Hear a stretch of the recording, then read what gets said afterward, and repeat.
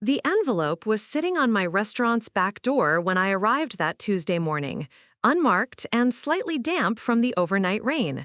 Inside was a single sheet of paper with words that would haunt me for months. Health inspection scheduled for tomorrow. Thought you should know. A friend. At the time, I thought someone was just giving me a heads up. I had no idea it was a warning about the beginning of my nightmare. Before we jump back in, tell us where you're tuning in from. And if this story touches you, make sure you're subscribed, because tomorrow I've saved something extra special for you. My name is Sofia Martinez, and 3 years ago I opened Corazón Kitchen in downtown Millbrook, a small college town in Oregon that desperately needed authentic Mexican cuisine. Everything about that restaurant was built from my grandmother's recipes and my own sweat. I'd worked double shifts at chain restaurants for 6 years, saving every penny while studying business at night school. When I finally found the perfect location on Pine Street, a narrow building sandwiched between a used bookstore and a vintage clothing shop, I knew it was meant to be mine. The space was a disaster when I first saw it. Peeling wallpaper hung in strips, the kitchen equipment was decades old, and there was a persistent smell of grease and disappointment that had seeped into the walls from the previous failed restaurants. But I could see past all of that. I envisioned warm terracotta walls, hand-painted tiles, the sound of sizzling onions and peppers filling the air. Most importantly, I saw a place where the community could gather around food that told stories. Renovating took every dollar I had, and then some. I maxed out 3 credit cards, took a loan against my car, and convinced my parents to co-sign for a small business loan that terrified them. My father, who'd worked construction his entire life, helped me tear down walls and install new flooring during weekends. My mother hand-stitched the curtains and painted murals on the walls, depicting scenes from our hometown in Jalisco. When we finally opened in September, the restaurant seated 38 people and employed 4 staff members, including myself as chef and manager. The first few months were everything I dreamed of. Word spread quickly about our carnitas, which I slow-cooked for 8 hours until the pork fell apart at the touch of a fork. Our salsa verde, made fresh every morning with roasted tomatillos and jalapenos, had customers asking for the recipe. The local food blogger wrote a glowing review, calling Corazón Kitchen an authentic gem that transports you straight to Mexico with every bite. Business was steady, and I was finally paying my bills without panic. That's when I first became aware of Vincent Castellano and his restaurant empire. Castellano owned 4 establishments in Millbrook, including the upscale Italian place 3 blocks away called Nana's Table. He'd been the undisputed king of the local dining scene for over a decade, with connections that ran deep through the city council, chamber of commerce, and apparently the health department. His restaurants were always packed, always profitable, and always seemed to operate under different rules than everyone else. I first met Vincent at a chamber of commerce meeting in January. He was a man in his early 50s with silver hair slicked back and an expensive suit that probably cost more than my monthly rent. When I introduced myself as the owner of Corazón Kitchen, his smile was polite, but his eyes were calculating. "Ah, yes, the little Mexican place," he said, his tone dripping with condescension. "Cute concept. How long do you think you'll last?" I was taken aback by the directness of his question, but I kept my voice steady. "As long as people keep enjoying good food." He laughed, a sound that didn't leach his eyes. "Good food is subjective, dear. Success in this business requires so much more than recipes. It requires understanding the ecosystem, knowing the right people, playing by the established rules." I didn't understand what he meant then, but his words felt like a threat wrapped in friendly advice. Other restaurant owners at the meeting seemed to give Vincent a wide berth, speaking to him with the kind of deference usually reserved for someone who held power over their livelihoods. When I asked Maria Gonzalez, who owned a small cafe downtown, about Vincent later, she just shook her head and changed the subject. The first sign of trouble came in February. I arrived at the restaurant one morning to find a notice taped to my front door, a health inspection scheduled for that afternoon. It was unusual because we'd just passed our quarterly inspection in December with flying colors, and the notice gave less than 8 hours warning. But I wasn't worried. We maintained the highest standards of cleanliness and food safety. My staff and I prided ourselves on our spotless kitchen and proper food storage procedures. The inspector who showed up was someone I'd never seen before, a thin man with wire-rimmed glasses named Robert Fletcher. He was thorough to the point of obsession, spending 4 hours examining every corner of the kitchen, every inch of the walk-in cooler, every label on every container. He found minor infractions that seemed almost invented. A thermometer that read 38 degrees instead of 37 in the refrigerator, a single spot on the stainless steel prep table that he claimed showed signs of cross-contamination, and what he described as improper food storage because our rice was stored in clear containers instead of opaque ones. When he handed me the inspection report, my heart sank. We'd received a score of 78 out of 100, just barely passing. The violations he documented seemed petty and technical, but they were violations nonetheless. I signed the report with shaking hands and immediately began addressing every issue he'd noted, spending the next 2 days deep cleaning equipment that was already clean and reorganizing storage systems that were already organized. I called the health department to understand why we'd been inspected so soon after our last one and why the standards seemed different from what I'd experienced before. The supervisor, Janet Williams, was sympathetic but unhelpful. "Inspector Fletcher is new to our team," she explained. "He's very thorough, which is what we want. Some inspectors are more lenient than others, but we're trying to standardize our approach across all establishments." When I asked if other restaurants had experienced similar surprise inspections with such detailed scrutiny, she paused before answering. "Mr. Fletcher has been assigned to several establishments in your area recently. It's part of our new initiative to ensure compliance." That answer should have satisfied me, but something felt off. I decided to do some research, calling other restaurant owners in the downtown area to ask about their recent inspection experiences. What I discovered was disturbing. 3 small, independently owned restaurants had received surprise inspections from Fletcher in the past month, all resulting in marginal scores and expensive remediation requirements. Meanwhile, Castellano's restaurants hadn't been inspected in over 6 months, despite the fact that they should have been due for quarterly reviews. When I brought this discrepancy to Janet's attention, her tone became defensive. Inspection schedules are determined by multiple factors, including complaint history, previous violations, and risk assessment. I can't discuss the inspection records of other establishments with you. But I could discuss them with other restaurant owners, and what I learned made my stomach turn. Elena Rodriguez, who owned a small bakery on Oak Street, told me that Fletcher had cited her for having flour dust on surfaces that were actively being used for baking. Tom Chen, whose family had run a Chinese restaurant for 15 years, received violations for seasoning containers that Fletcher claimed were improperly labeled, even though they'd passed every previous inspection with the same labeling system. The pattern was becoming clear, but when I tried to explain my concerns to other business owners, I was met with the same response the doctors in the medical story had given their patient: skepticism and dismissal.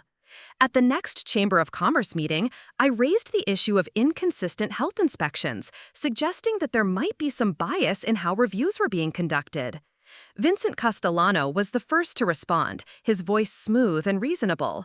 "Sofia, I understand you're frustrated about your inspection results, but accusing the health department of bias is a serious allegation.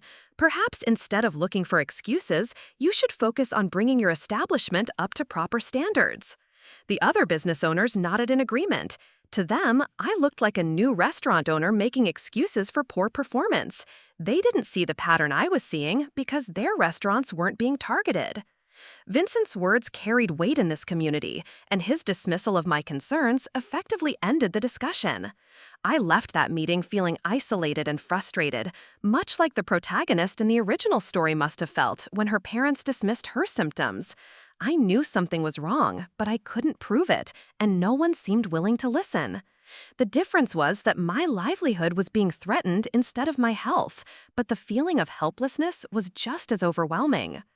March brought another surprise inspection, this time with even more ridiculous violations. Fletcher cited us for having excessive steam coming from our grill, claiming it created unsafe visibility conditions in the kitchen.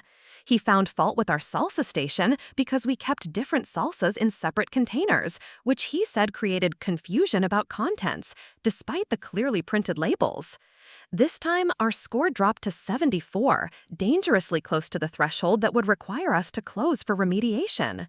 I knew we were being targeted, but I still had no proof and no idea how to fight back. All I could do was continue addressing every minor violation while watching my savings account drain from the constant equipment upgrades and deep cleaning requirements that Fletcher's inspections demanded.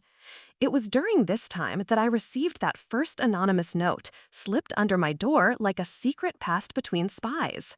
At the time, I thought it was from a concerned customer or maybe another restaurant owner who'd noticed the pattern of harassment.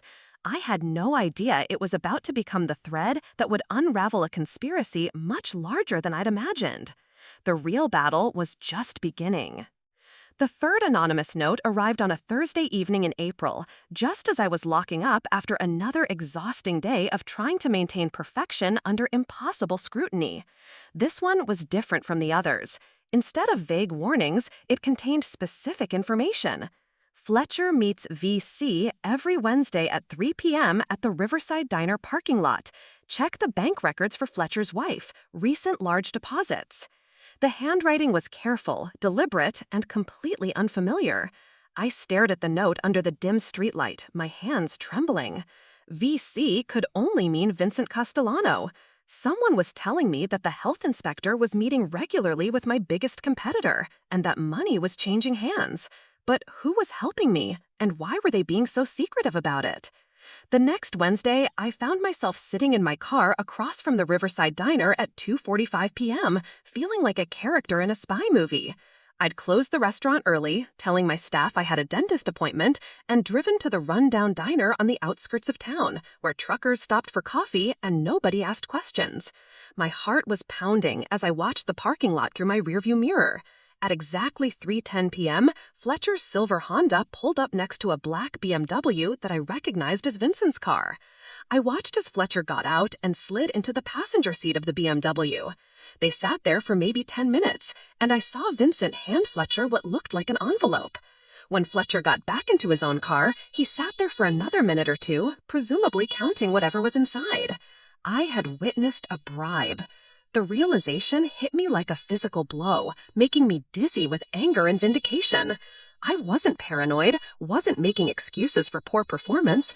I was being systematically destroyed by a competitor who had corrupted a public official to eliminate his competition.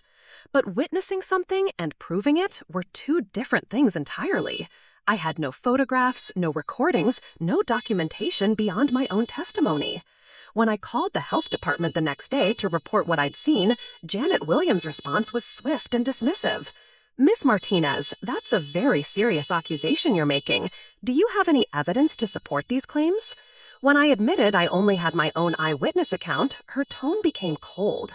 "I suggest you be very careful about making unfounded allegations against city employees. Inspector Fletcher has an exemplary record, and making false accusations could expose you to legal liability." The threat was clear. I hung up feeling more isolated than ever, but I wasn't ready to give up. I spent the weekend researching public records, trying to find some way to prove what I'd witnessed. Oregon sunshine laws gave me access to some city employee information, but financial records were protected. I couldn't access Fletcher's bank statements or find proof of the payments I was certain he was receiving. My next inspection came sooner than expected. Fletcher showed up on a busy Friday night at 7 p.m., right during our dinner rush. It was clearly calculated to cause maximum disruption, forcing me to divide my attention between serving customers and following him around the kitchen. This time, his violations were even more absurd than before. He cited us for having excessive steam coming from our grill, claiming it created unsafe visibility conditions in the kitchen. He found fault with our salsa station because we kept different salsas in separate containers, which he said created confusion about contents despite the clearly printed labels. Preparing and narrating this story took us a lot of time, so if you are enjoying it, subscribe to our channel. It means a lot to us. Now back to the story. Most egregiously, he declared that our traditional clay serving bowls, which we'd been using since opening and which added authenticity to our presentation, were non-regulation food service equipment and had to be removed immediately. Our score dropped to 71. We were now in the danger zone, one more bad inspection away from mandatory closure. As Fletcher handed me the report, his smile was smug and satisfied. "You might want to consider whether this business is really sustainable," he said quietly, making sure none of my customers could hear. "Sometimes it's better to cut your losses before things get worse." The threat was unmistakable. That night, I sat alone in my restaurant after closing, surrounded by the clay bowls my grandmother had given me, and cried for the first time since this nightmare began. I was losing everything I'd worked for, and I couldn't see a way to fight back. But the anonymous notes kept coming, each one providing more specific information. One told me to check the inspection schedules of all restaurants in a 5-mile radius, which revealed that establishments connected to Vincent through business partnerships or supplier relationships hadn't been inspected in months. Another provided the license plate number of a car that had been parked outside my restaurant on several mornings before surprise inspections, suggesting someone was conducting surveillance to determine the best times to disrupt my business. The most disturbing note came in early May. "Fletcher isn't the only one. Check the city permits office. Ask about your expansion permits that were denied last month." I hadn't applied for any expansion permits, but when I called the permits office, I discovered that someone had submitted an application in my name for a major renovation that would have required closing the restaurant for 3 months. The application had been deliberately filed with incomplete information and missing fees, guaranteeing its rejection. But it had triggered an automatic flag in my file, marking me as a problem applicant who submitted insufficient paperwork. This revelation made me realize the conspiracy was broader than just health inspections. My business was being sabotaged through multiple city departments, creating a paper trail that made me look incompetent and unreliable. When future permit applications were inevitably needed, this false history would work against me. The sophistication of the scheme was terrifying. I decided to hire a private investigator, even though I could barely afford it. Marcus Webb was a former police detective who specialized in white-collar crime, and his hourly rate was higher than what I paid my servers for a full shift. But I was desperate, and he was the only person who believed my story without skepticism. "This kind of systematic harassment isn't uncommon," he told me during our first meeting. "Established business owners with political connections can make life very difficult for newcomers, especially if they're perceived as threatening market share. The challenge is proving it, because these schemes are usually sophisticated enough to maintain plausible deniability." Marcus began documenting everything: the inspection schedules, the violation patterns, the permit irregularities. He set up surveillance of his own, photographing the Wednesday meetings between Fletcher and Vincent. But after 3 weeks of investigation, he delivered devastating news. "The meetings are happening, and money is definitely changing hands," he reported. "But proving it's bribery rather than legitimate business transactions is nearly impossible without audio recordings or bank records." Vincent could claim he's paying Fletcher for consulting services, property inspections for his own restaurants, or any number of legitimate activities. The investigation was costing me thousands of dollars I didn't have, and it wasn't producing the smoking gun evidence I needed. My parents, who had co-signed my business loan, were starting to panic about their financial exposure. My father called me every few days, suggesting maybe it was time to consider closing the restaurant voluntarily before I lost everything. "Mija, maybe this isn't the right time or place," he said gently. "You could start over somewhere else, somewhere without so much competition." But I refused to give up. Corazón Kitchen wasn't just a business to me. It was proof that a woman from a working-class Mexican family could succeed in America through hard work and determination. Closing it would feel like admitting that people like Vincent were right, that there wasn't room for people like me in their established world. That's when I made the decision that nearly destroyed everything. Against Marcus's advice, I decided to confront Vincent directly. I waited until I saw him leaving Nana's table one evening and approached him in the parking lot. "I know what you're doing," I said, my voice shaking with anger and adrenaline. I know you're bribing Fletcher to target my restaurant, and I'm going to prove it." Vincent's reaction was calm, almost amused. "Sophia, you sound paranoid. Have you considered that maybe your restaurant is just failing because you're not cut out for this business? Accusations like this could be considered defamation, especially if you repeat them to others."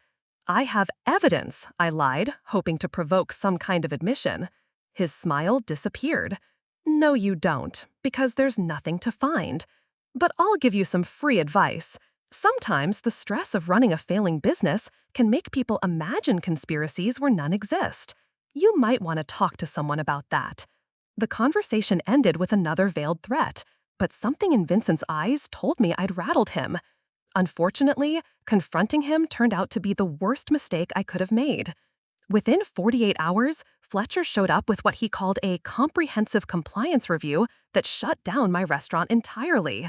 The violations he cited were so numerous and technical that addressing them would require closing for at least 2 weeks and spending money I didn't have on equipment replacements and structural modifications. According to Fletcher, our grease trap was improperly installed, our ventilation system was inadequate, and our electrical setup didn't meet current commercial codes, even though we'd passed all these systems in previous inspections. Standing in my empty restaurant with a closure notice taped to the door, I realized I had pushed too hard and lost everything. My anonymous helper had gone silent, my private investigator had run out of leads, and my savings were exhausted. I had fought as hard as I could, but Vincent Castellano had won. Or so I thought, until the phone call that changed everything. The phone call came at 6:30 a.m. on a Tuesday morning, 3 days after my restaurant had been forced to close. I was still in bed, staring at the ceiling and calculating how many days I could survive on my remaining savings when my phone rang with an unknown number. "Is this Sofia Martinez, owner of Corazón Kitchen?" The voice was professional, crisp, and unfamiliar. "Yes, but we're temporarily closed," I said automatically, assuming it was a customer calling about our hours. "Ms. Martinez, this is Special Agent Rebecca Chen with the Federal Bureau of Investigation." I need to speak with you about the corruption allegations involving city health inspections. Can you meet me today? I sat up so quickly, I nearly dropped the phone. The FBI. Someone had escalated my situation to the federal level, but I had no idea who or how. My mind raced through possibilities as I agreed to meet Agent Chen at a coffee shop across town in 2 hours. Agent Chen was a woman in her early 40s with dark hair pulled back in a severe bun and eyes that seemed to catalog every detail of her surroundings. She was already seated when I arrived, a thick manila folder on the table beside her coffee cup. When I introduced myself, she shook my hand with a firm grip and got straight to business. "Miss Martinez, we've been investigating a pattern of municipal corruption in Millbrook for the past 8 months. Your situation with Inspector Fletcher and Vincent Castellano is part of a much larger scheme involving multiple city departments and several local businesses." I felt like the ground had shifted beneath me. 8 months? But I only started having problems in February. The investigation began when we received information about irregularities in city contract bidding processes. Vincent Castellano's businesses have received preferential treatment in various city dealings for years, and Inspector Fletcher is just one piece of a broader corruption network. I felt like the ground had shifted beneath me. 8 months? But I only started having problems in February. The investigation began when we received information about irregularities in city contract bidding processes. Vincent Castellano's businesses have received preferential treatment in various city dealings for years, and Inspector Fletcher is just one piece of a broader corruption network. Agent Chen opened her folder and spread out photographs across the table. They showed Vincent meeting with Fletcher, but also with other city employees I didn't recognize. There were photos of cash exchanges, bank deposit slips, and what looked like official documents being passed between hands. "We've been conducting surveillance and building our case methodically," she continued. "Your anonymous tipster has been feeding us information for months, helping us understand the scope of the operation." My anonymous tipster? I was stunned. "You know who's been leaving me notes?" Agent Chen smiled for the first time since I'd sat down. "Janet Williams, the health department supervisor. She's been cooperating with our investigation since last fall. The revelation hit me like a physical blow. Janet Williams, who had dismissed my complaints and threatened me with legal action, had been secretly helping me all along. She'd been playing a dangerous double role, maintaining her cover while feeding information to both me and the FBI. Janet discovered the corruption scheme when Fletcher started working in her department, Agent Chen explained.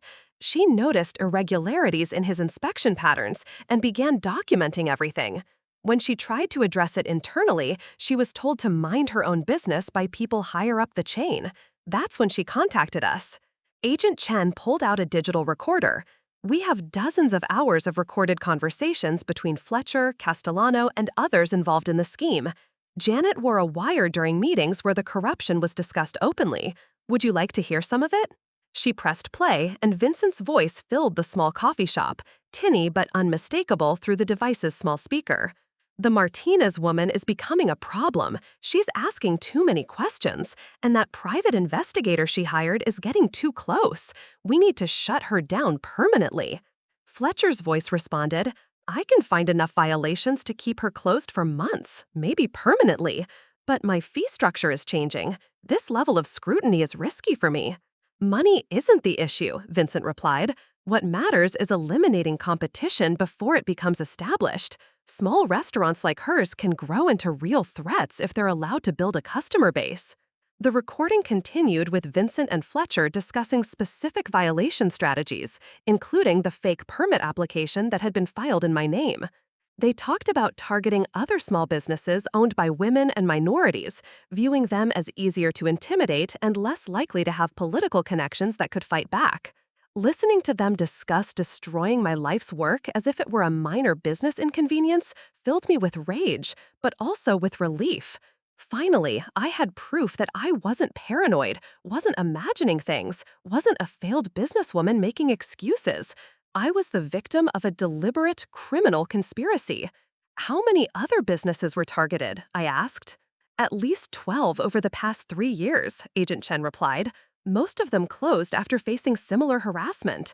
The owners assumed they were just unlucky or incompetent. Vincent Castellano has systematically eliminated competition through corruption, bribery, and abuse of city regulatory processes. She showed me a chart mapping out the entire corruption network. Fletcher was just the most visible part of a scheme that included building inspectors, permit office clerks, fire department officials, and even some city council members. They had created a system where businesses that paid into the network received preferential treatment, while those that didn't were harassed until they closed or sold to connected buyers at below-market prices. We're ready to make arrests, Agent Chen said, but we need your testimony about what you experienced. Are you willing to cooperate with the prosecution? I didn't hesitate. Absolutely. What do you need me to do? The next few weeks moved with the swift efficiency of a federal investigation that had been building for months. Arrest warrants were executed simultaneously across the city, with Fletcher taken into custody at his home while Vincent was arrested at Nana's table during the dinner rush. The local newspaper's front page showed both men in handcuffs, their faces displaying shock that their carefully constructed scheme had been exposed. The evidence was overwhelming. Fletcher's bank records showed regular cash deposits that corresponded exactly with the timing of his meetings with Vincent. Recorded conversations revealed not just bribery, but conspiracy to defraud the city and violation of civil rights through selective enforcement of regulations. Vincent's businesses had received over $200,000 in improper city contract benefits over 3 years, while small competitors had been driven out of business through manufactured violations. Janet Williams's courage in wearing a wire for months while maintaining her cover had provided the documentation needed to prove the conspiracy beyond reasonable doubt. During Fletcher's trial, she testified that he had bragged about his arrangement with Vincent, calling it the best side job I ever had, and joking about how easy it was to find violations when you were motivated to look hard enough. The sentences were severe. Fletcher received 4 years in federal prison for bribery and conspiracy. Vincent got 6 years, with additional civil penalties that forced him to sell all his restaurants to pay restitution to the businesses he had harmed. 3 city council members who had participated in the contract rigging scheme were also convicted, and the mayor was forced to resign in disgrace, even though he wasn't directly implicated. The financial restitution was substantial enough to rebuild my restaurant and compensate for the months of lost revenue. But more importantly, the federal investigation had vindicated everything I'd experienced and suspected. Judge Patricia Morrison, who presided over the sentencing hearing, specifically mentioned my case in her remarks. Miss Martinez's courage in continuing to report these irregularities, despite being told she was paranoid and threatened with legal action, helped expose a corruption scheme that had been operating for years, she said. Her persistence in the face of systematic harassment demonstrates the importance of citizens who refuse to accept injustice, even when they're standing alone. Corazón Kitchen reopened 6 months later with a celebration that filled not just our dining room, but spilled out onto Pine Street. The community rallied around us in a way that moved me to tears. The food blogger who had given us our first good review wrote a follow-up piece titled, "Justice Served: How One Restaurant Owner Exposed City Hall Corruption." Local customers who had never heard of us before came to show support, and we were booked solid for weeks. Elena, Tom, and Tom, the other restaurant owners who had been targeted, also reopened their businesses with federal assistance. We formed an association of small restaurant owners to support each other and watch for signs of future corruption. The experience had taught us that we were stronger together than we were facing these challenges alone. Janet Williams was transferred to a position with the state health department, where her integrity and attention to detail made her a valuable asset in reforming inspection procedures statewide. She stopped by the restaurant during our reopening celebration, and I was finally able to thank her personally for the courage she'd shown in exposing the truth. "You never gave up," she told me. "Even when everyone was telling you to stop fighting, you kept pushing for answers. That's what made this whole investigation possible." The federal case led to broader reforms in how city inspections are conducted. New oversight procedures were implemented to prevent inspectors from developing inappropriate relationships with specific businesses. Inspection schedules became randomized and transparent, and citizens were given clear channels to report suspected corruption without fear of retaliation. Today, Corazón Kitchen employs 12 people and has become a cornerstone of authentic community dining that other cities study and attempt to replicate. But the real victory isn't in the business metrics. It's in the knowledge that standing up to corruption, even when it seems hopeless, can create change that protects others from experiencing the same injustice. Up next, you've got 2 more standout stories right on your screen. If this one hit the mark, you won't want to pass these up. Just click and check them out.